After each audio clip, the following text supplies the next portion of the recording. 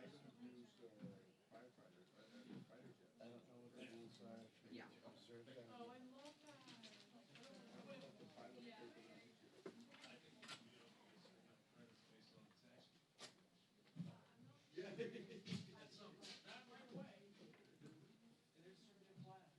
There should be a class.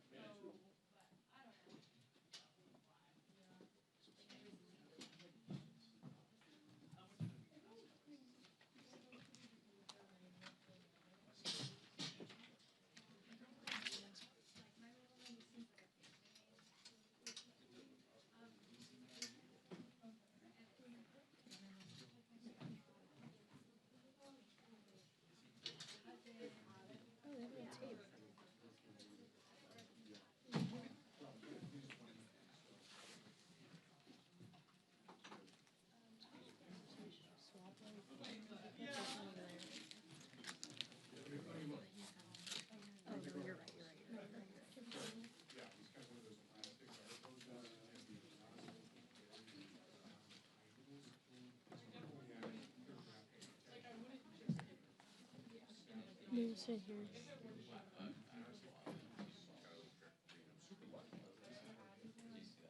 It's okay, maybe. Do you want me to stay up here? Do you want me to stay up here? Okay.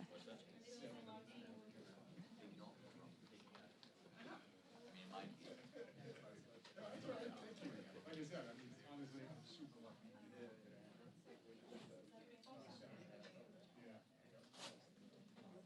Thank you. Yeah, that could be a lot worse. It could be a lot worse. They're absolutely not. I mean, scary, but spirits about it. Thankful spirits. Like one day just be like. Yeah.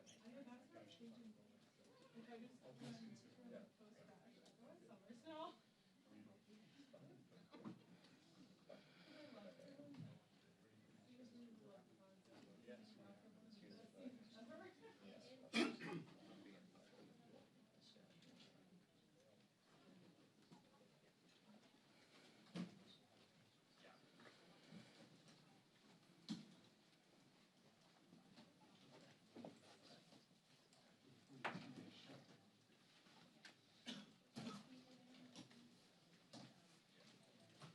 Hi.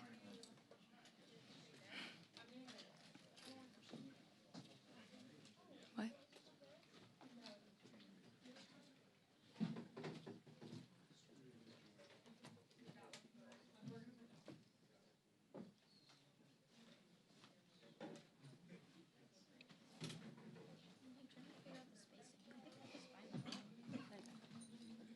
Person's in here.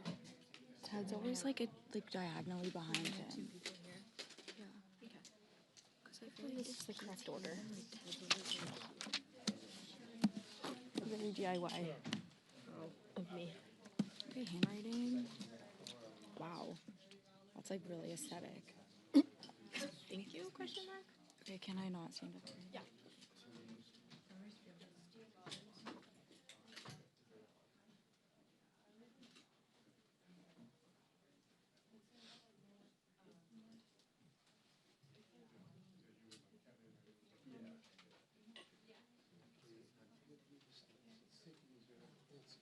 Of our course.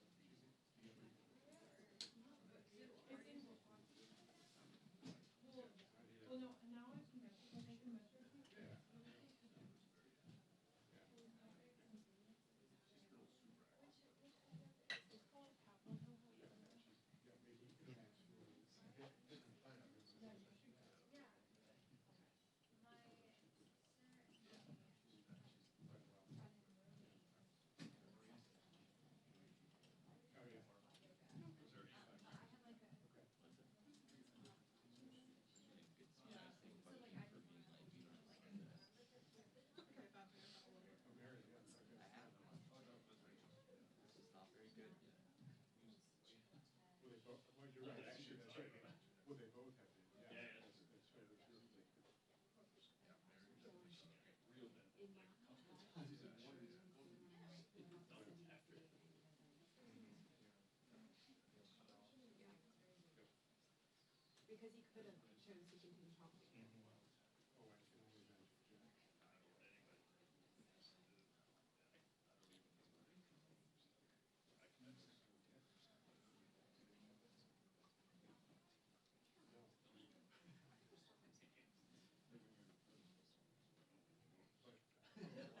But, of course, because the leader, the principal of the group. Check receipt.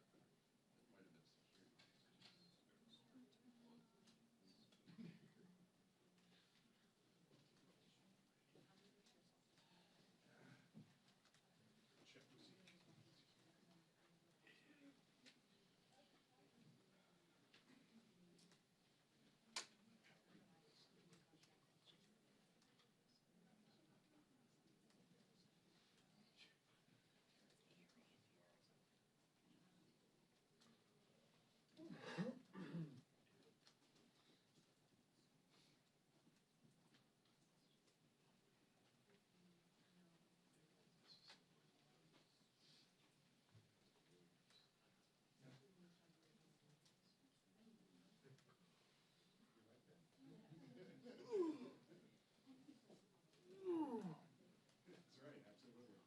Hey, Dave, Well appointed. what's the plan after this? 1:30 boats Where you wanna do that? outside. That's all right. Sun will be out.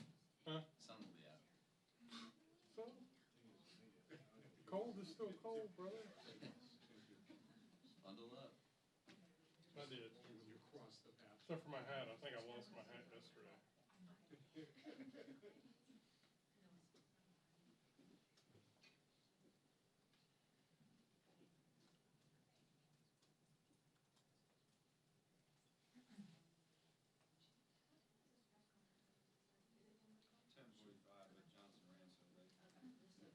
I think all the members are in the green room now.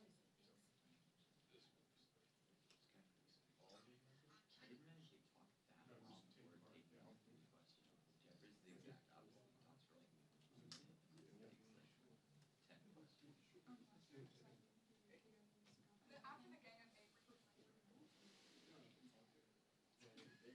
Yeah, I saw it. That was funny. I made it. See, I made a smart investment. I just have a sixth sense for weather across town.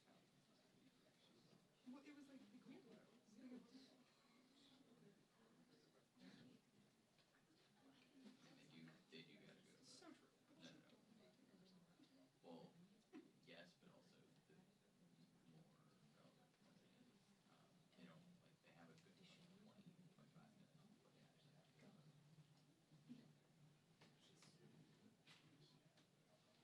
go. There's some pretty good there.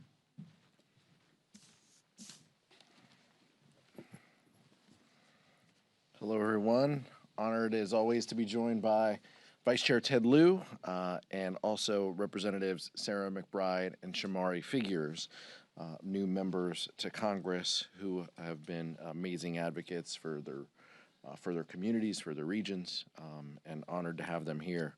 We're here today because Donald Trump and House Republicans are failing the American people. They're failing to address the healthcare crisis that they've created. They're failing to lower costs, and they're failing to make life more affordable for hardworking Americans. Families are struggling to get by, yet Republicans continue to be more focused on on the bidding of their billionaire class friends than helping people that they represent. Ahead of the holidays, Americans are seeing prices go up for gifts and groceries, and the family gatherings that they are planning are becoming more expensive. On top of that, Republicans have no real plan to ensure Americans' health care premiums don't skyrocket before the end of the year. They highlighted that and stood for that even just moments ago. For months, House Democrats have been sounding the alarm that Republicans need to work with us on extending the Affordable Care Act tax credits to keep healthcare costs low for American families. And we put forward a plan that has the support of every single member of the Democratic caucus. We only need 4 Republicans to join with us in signing a discharge petition to prevent the American people from losing their health care coverage. Because we know when people don't have health care coverage, they don't stop getting sick. They don't stop needing medication. They don't stop needing to take their kids to the doctor. If they can't afford to go to the doctor, they won't see one, or they'll go to the emergency room, which is the highest cost, most expensive way to get care and limits our already burdened healthcare system. Which Republicans will be brave enough to join us? We just don't know. The American people can't afford inaction from Republicans, and it's time that they put politics aside and do the right thing. Lower costs, save health care, put the American people first. Now turn it over to Vice Chair Ted Lieu. Thank you, Chairman Aguilar, and I am so honored to be here today with 2 of our amazing freshmen, Shamari Figures and Sarah McBride. I also want to note that we had an election yesterday in America, and I want to congratulate Eric Gisler in Georgia for flipping a state House district. And just to give you some context, Democrats lost that district last term by 22 points. He won it last night. And I want to congratulate Eileen Higgins, the incoming mayor of Miami. She flipped that seat from red to blue, and she overperformed by 20 points. She is the first Democrat in nearly 30 years who's going to be mayor of Miami. And I dare Florida Republicans to try mid-decade redistricting, because we're going to win the seats that you have to weaken among Republican incumbents if you try this. Now, we have an affordability crisis in America. Electricity costs are surging, grocery prices continue to increase, and healthcare costs are skyrocketing. What is the President of the United States focused on? I'm just going to read you one of his many posts on social media. This one was from 2 days ago. The only reason Marjorie Trader Brown, green turns brown under stress, went bad is that she was jilted by the President of the United States. Certainly not the first time she has been jilted. Too much work, not enough time, and her ideas are now really bad. She sort of reminds me of a rotten apple. Marjorie is not America First or MAGA because nobody could have changed her views so fast, and her new views are those of a very dumb person.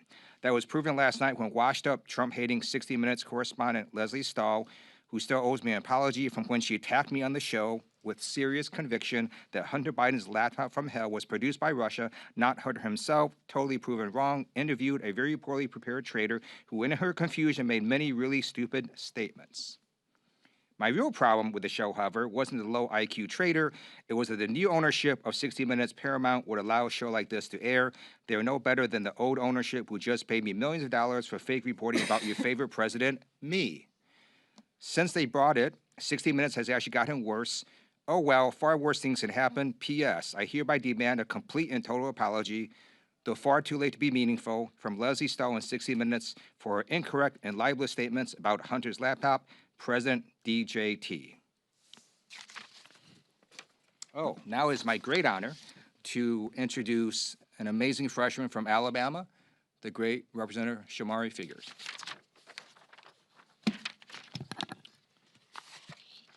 Thank you, Congressman Lieu. Look, we're in the middle of a healthcare crisis, and the stakes could not be higher. Millions of Americans rely on healthcare subsidies to be able to afford coverage, and 50,000 of those Americans are located in my district in Alabama.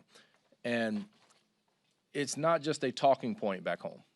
This is real life for people. I represent one of the poorest districts in the country. The individual median income in my district is just north of $32,000.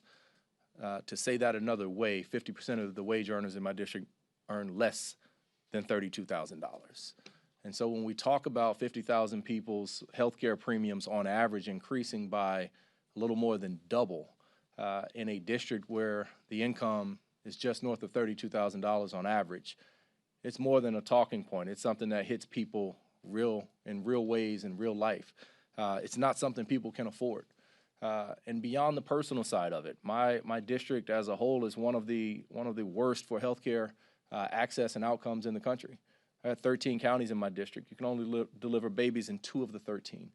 10 of the 13 counties either have hospitals that have closed, are in the process of converting to REHs so they don't close, or are on literal financial life support under the threat of closure. And by the way, the largest hospital in my state capital of Montgomery, which I also represent, which is one of only 2 hospitals in that county, is in the middle of a bankruptcy.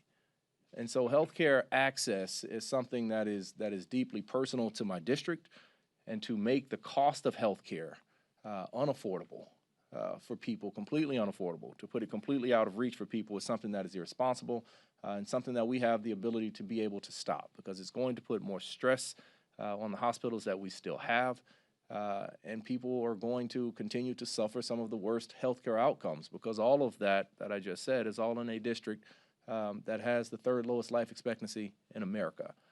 And so this is something that we have to get Republicans on board to fix. We just need a few. We just need a few to join us to do the right thing. We need a few to step up to the plate, to show that they understand and they know that supporting life doesn't end at birth. It is something that we can do, and something that we need to do here in Congress to make sure that the American people, in the richest nation that the world has ever known, that healthcare coverage, healthcare access is not something that is a luxury that is only available to the wealthy, and something that is only available to the few. And so I am proud to stand here with my colleagues to bring up this issue once again, yet again, something that we have been pressuring now for since I've been here in Congress for the better part of the last 10 or 11 months, but something that obviously Democrats have been pushing for decades. And we're going to continue to wave this flag. We're going to continue to beat this drum. We're going to continue to do this on behalf of the constituents in Alabama's 2nd Congressional District and those across this country, because it's the right thing to do. And with that, I'll turn it over to Representative Sarah McBride. Thank you so much to my fellow freshman Representative Figures, and thank you so much, Chair Aguilar and Vice Chair Lieu, for inviting us today. Across Delaware and around the country, families are being hit from every direction, at the grocery store, at the pharmacy, and of course now in their healthcare premiums. In 2024, Donald Trump promised the American people that he would lower costs on day one. But we all know that whether it's his business partners, people who worked for him, or the American people, the one through line throughout Donald Trump's life is that he has never met a promise that he was not willing to break. Because 1 year into the 2nd Trump presidency, all we have are a litany of broken promises and billionaire tax breaks. This affordability crisis is not a hoax. It is a choice by congressional Republicans and by Donald Trump. A choice to impose a tariff tax on small businesses and consumers. A choice to cut food assistance. And a choice to insert a $1 trillion bomb into the center of the American healthcare system. That bomb is now going off. Premiums are skyrocketing. The largest cut to Medicaid in American history is on the horizon. Rural hospitals and doctors' offices are already closing. Trump Care has arrived, and it is dangerous and it is deadly. I hear it every single day back in Delaware. Dave, a constituent of mine in Newcastle, pays $350 a month right now for his wife's Marketplace plan. Next year, without the ACA tax credits, those premiums will jump to $1,200 a month. His wife lives with a disabling spinal condition, diabetes, hypertension, depression, and takes dozens of daily medications. Without this tax credit, they will lose their coverage that is keeping his wife alive. People like Dave are doing everything right, but Republicans in Congress continue to fail them. It's not too late for my Republican colleagues to do the right thing, to make a different choice. As has been mentioned, we only need 4 Republicans in Congress to demonstrate courage on behalf of their constituents by signing this discharge petition to force an up or down vote on protecting care. But I'm not going to hold my breath. Because while we are freshmen, while we are new, what has become abundantly clear to us in the last 11 months is the only thing that congressional Republicans are more loyal to than Donald Trump is to cutting the health care of the American people. Imagine winning those elections, getting all of that power, and spending all of your political capital on kicking millions of people off their coverage and jacking up healthcare prices for everyone else. People deserve so much better than what congressional Republicans and Donald Trump have offered them. I ran for office after my experience as a caregiver to my husband during his battle with terminal cancer. And I simply do not believe that in the wealthiest nation on earth, any American should have to go without the health care that they need to live and thrive. And so long as there is air in our lungs and breath in our bodies, House Democrats will fight for an America where every single American can get the health care they need regardless of where they live and regardless of who they voted for in the last election. And so with that, I'll turn things back over to Chair Aguilar to answer any questions. Thank you, Representative McBride and Representative Figures. Andrew? You think of Haley Stevens introducing articles of impeachment against Robert Kennedy Jr. I think that what Robert Kennedy Jr. has done to the healthcare system, what he stands for, his latest support for decisions that reduce Americans' access to vaccines are deeply troubling from a public health perspective. I understand that members have frustrations and concerns about it. I don't know how successful those measures would be in a Republican-held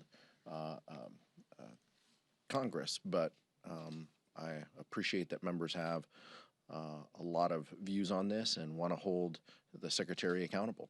He is someone who is an impediment to Americans having health security. I think that's very clear, and the day for accountability will come. I don't know when that is, but the day for accountability for the Secretary and many others of the President's administration will come. We'll see what that looks like, though. Nick? I want to ask about the NDAA.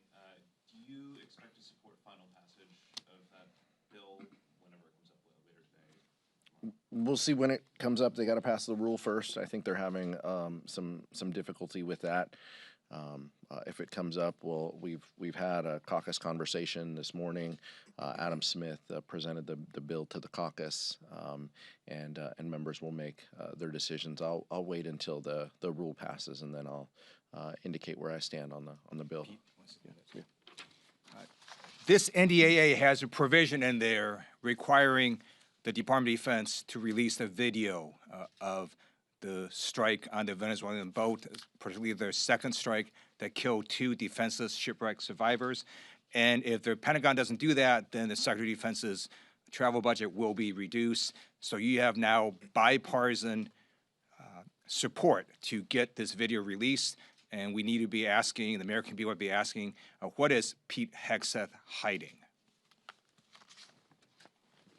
Michael?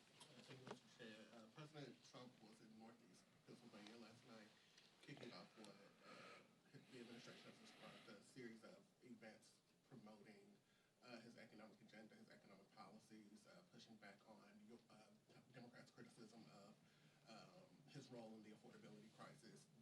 Republicans believe that the more he's out there, the better it is for them and their voters to hear from the president. I wanted to get your thoughts on, do you believe the more that President Trump is out there, that it's advantageous to the case that you all are making about the affordability crisis, given that he's called it a hoax and a con? And just what do you make of the fact that they say that he's going to be out on the road a little bit more, speaking about his agenda and kind of looking to rebut some of the criticisms that you all have waged against him on the affordability crisis? Sometimes it's a long 16 blocks from Capitol Hill to the White House. Clearly, it's taken the president quite a long time to understand the affordability crisis that we're in. I think the event yesterday was one of the first I've seen that the president wasn't attending a sporting event or something else. But saying that the economy is A+++, calling the affordability crisis a hoax, these are things that the American people just know aren't true. He's lying. House Republicans are lying. They know that. They know that the affordability crisis is at their doorstep. They know it is more difficult to live under the Trump economy than it was previously, and they're holding him accountable. And that's coming through not just in public polling, but it's coming through in our elections. In every election that we've seen, special elections from last night to Iowa months and months ago to everything in between, New Jersey, Virginia, Mississippi, Georgia, I mean, all of these, Republicans continue to underperform because they have no real solutions. They won't solve the affordability crisis. They're only making it worse, and the American people are smart enough to know that. So I don't think that there's anything that the president can do, because clearly every time he gets in front of a microphone, he's saying something that is an outright lie, and the American people know it. So I don't have any problem with him continuing to go out around the country and to talk about this, because the polling clearly shows that folks aren't paying attention and that they know better. Pete, can I add something? Oh, Yep. You go ahead. Sarah, then Ted. Just a couple of things. First of all, the idea that the American people aren't hearing enough from Donald Trump right now beggars belief. I think everyone in this country hears enough from Donald Trump, and having him go out on the road and stand in front of a sign that says affordability isn't changing that. It also doesn't change the fact that they have no plan to tackle the affordability crisis, and that Donald Trump himself has continued to deny this crisis, calling it a hoax. I think his handlers in the White House are making the same mistake that his handlers in Trump 1 made, which is thinking that they can put together these events and keep this president on message in the way that they want him to be on message. He is always going to speak what he believes, and what he clearly believes right now is that he's doing a great job, that prices are fine, that the economy is working well, and that everyone should just go along and get along. I strongly support President Trump going on the road.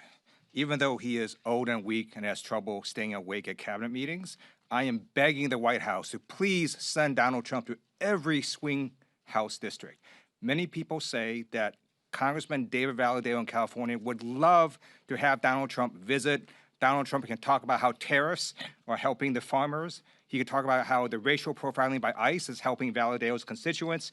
And he could talk about how the Medicaid cuts are owning the libs in David Valadao's district. I would love for Donald Trump to go to every House swing district.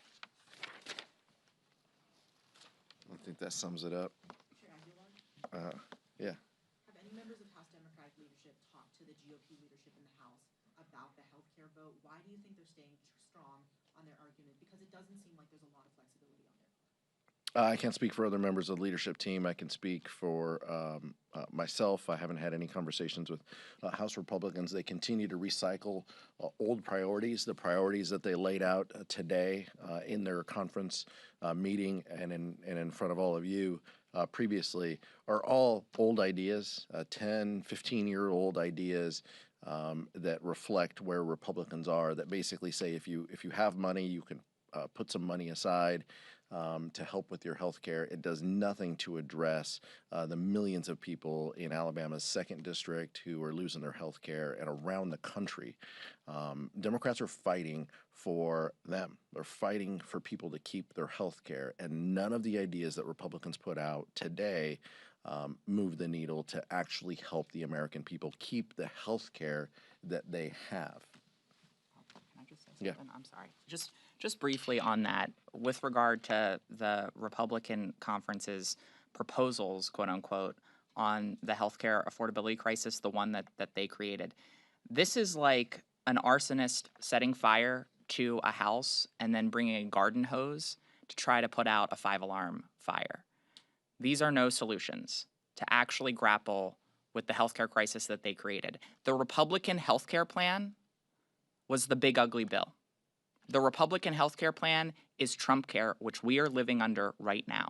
The largest cut to Medicaid in American history, a massive cut to Medicare, in action, letting the ACA tax credits expire. That is the Republican healthcare plan, and that has been the Republican healthcare plan for decades.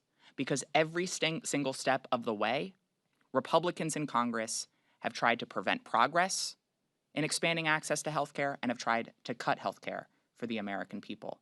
And it certainly stands in stark contrast to our proposals to extending the Affordable Care Act tax credit, to expanding Medicaid, to improving Medicare, and to guarantee that every single American can get healthcare without breaking the bank.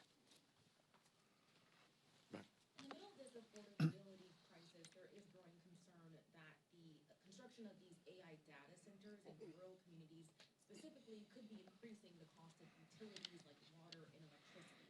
Do Democrats see this as a priority? And if so, is there any bipartisan consensus that this needs to be addressed? Democrats see rising utility costs under this Republican administration as a priority. We see the data, we see the numbers go up. Vice Chair Lieu, I'll let speak, is convening some stakeholders to speak with members of the Democratic caucus on these issues. We think rising utility costs are a concern for the American people.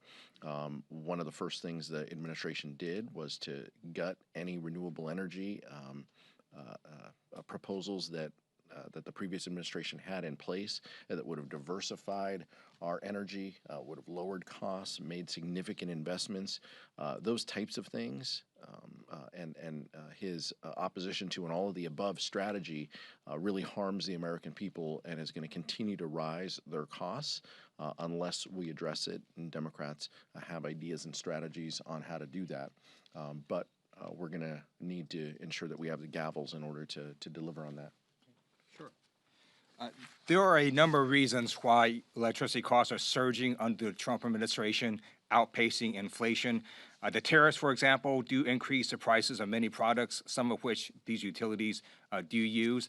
In addition, the Trump administration canceled a number of green energy projects, and when you reduce the supply of energy available, you're going to drive up costs. And yes, it's also true that AI data centers also do use a significant amount of electricity. And when you take this in combination, you have electric costs surging. And again, what is Donald Trump doing?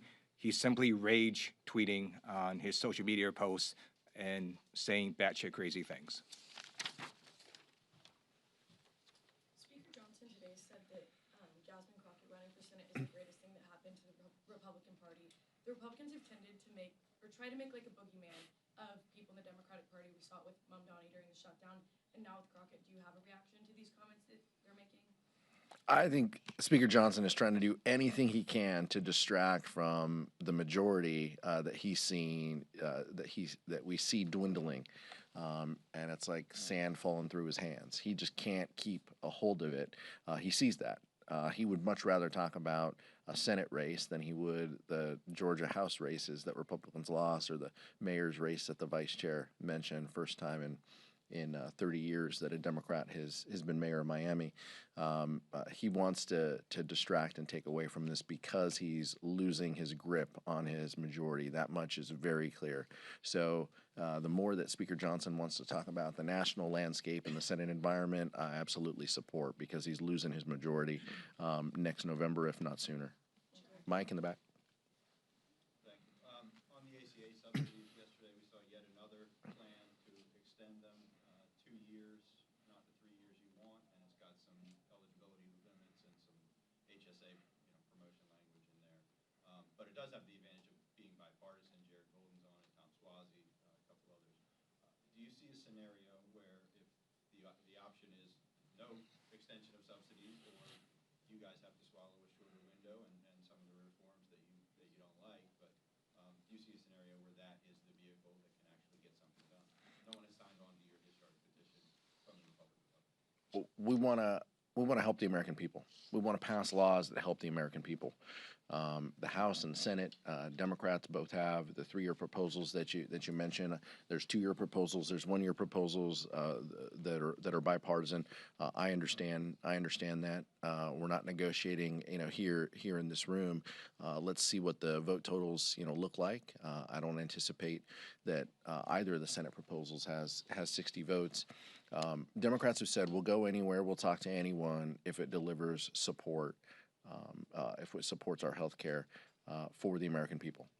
That is our policy. We feel that the 3-year proposal is the best, fastest, most certain way in order to do that. But we're willing to have conversations, and members are having conversations as you see with that outline.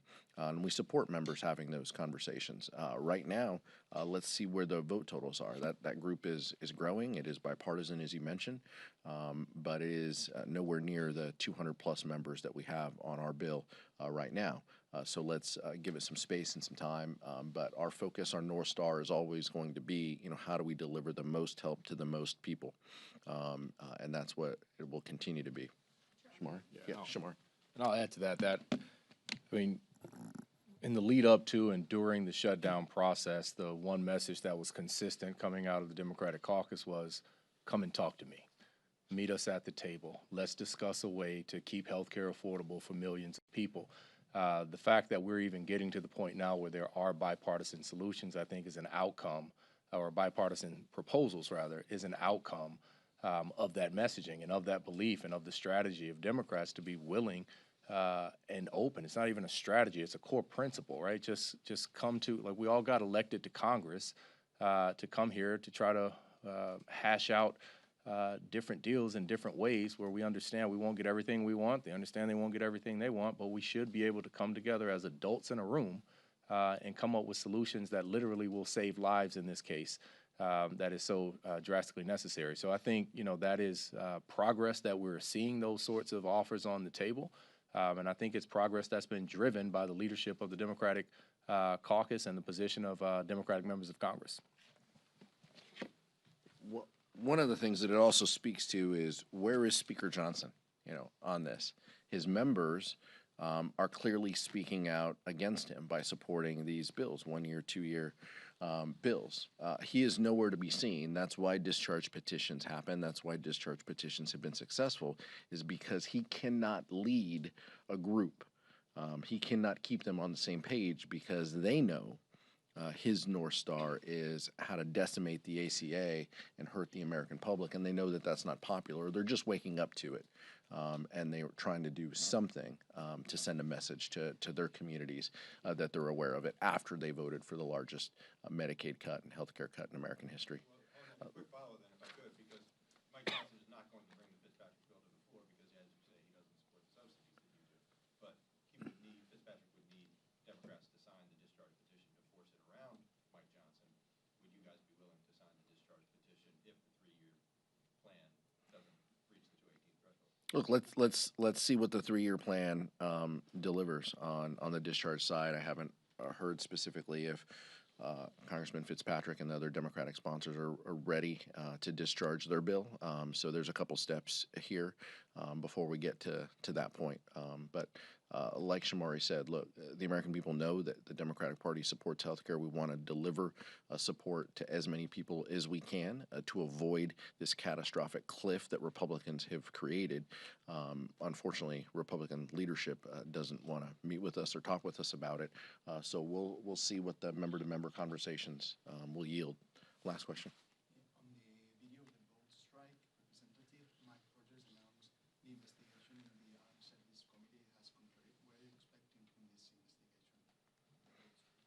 Well, the administration needs to brief all members of Congress. Some members of Congress have been briefed. I think all members need to have access to the video and to a comprehensive briefing in a classified setting, as well as whatever report is done by the House Armed Services Committee needs to be available for all members to look at and to view. As the Vice Chair said, there are some accountability measures within the NDAA and withholding parts of Secretary Hegseth's budget until the information is released. That's a good start. We need more of this information, and we need to ensure that we understand what the focus will be moving forward as well, and if there are any changes to policy that the Secretary has conveyed to his combatant commanders. Thank you so much.